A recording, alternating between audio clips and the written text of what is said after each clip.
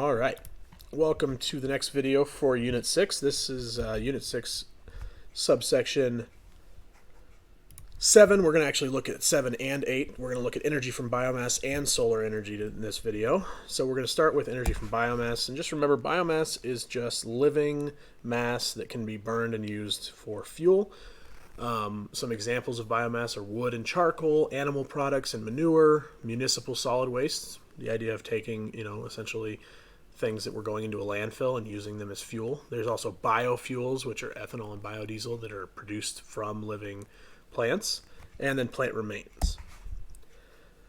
So the idea of looking at biofuels, how do they help with climate change? And the reason for it is because while these fuels do release carbon dioxide, that carbon dioxide will eventually be reabsorbed through the process of photosynthesis, regrowing those biofuels.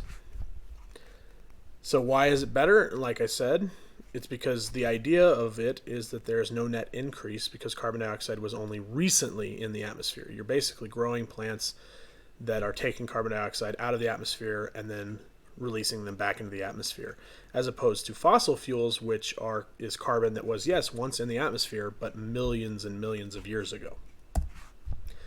So we did this at the beginning of this unit. We talked about, using corn as a fuel, and that would be ethanol. Remember, we looked at the viability of it, and overall, it just isn't efficient as far as the energy that you get from it versus the energy you put into it. In the United States, we've actually seen less ethanol fueling stations. But this shows you the point versus the density, and then the ethanol. This is ethanol versus electric. You can see ethanol is very popular, and there's a lot of it in the Midwest, and that's because that's where the corn can be grown, so it's not as expensive to transport the fuel. Electric energy is becoming more popular near the coasts. California has a lot of electric charging stations. Nevada, actually, we're starting to see more, especially with Tesla coming in. So that's the end of biomass. Our next section is 6.8, all about solar energy. Hopefully you've heard of solar energy before. Just to keep in mind, these two are the beginnings of our renewable resources. So this map shows you the United States and shows us how much solar energy we can get in the United States depending on its location. So this is watt hours per square meter per day. So you can see the Southwest is really where we're going to be able to get the most of our solar energy.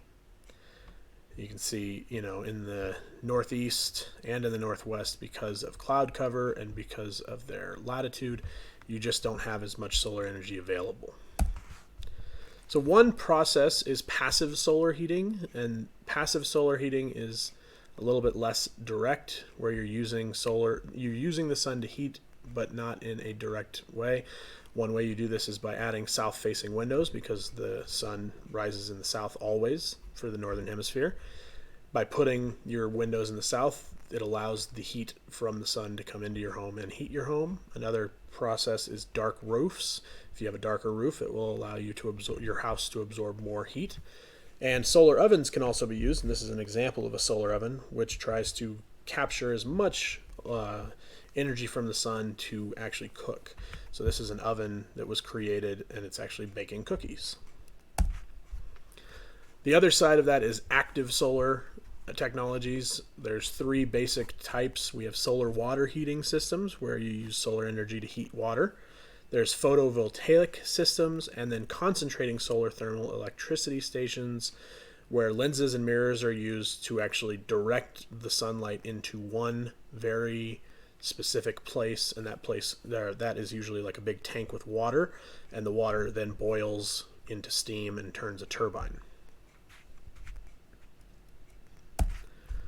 So the photovoltaic cell is essentially what creates solar panels.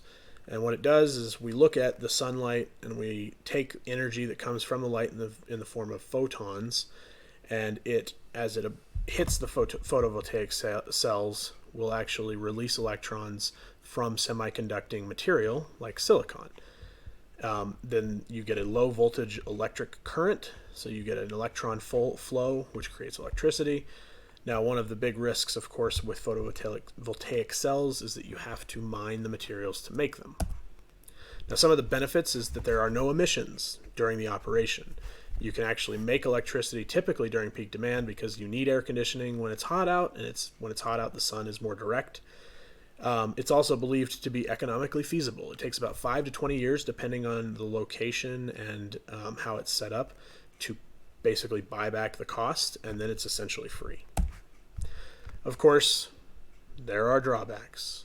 Photovoltaic panels are expensive to manufacture and expensive to install. And if you have less solar radiation, it can take longer to pay back the cost. And of course, as we said before, the manufacturing of the panels requires mining, which can cause its own environmental drawbacks. You have to use energy and water to produce the cells, and it can release toxic metals and chemicals into the atmosphere, into the water, depending on how it is being wasted. So that is the end of this video. That was all about solar energy and biomass. The next video will be hydroelectric power.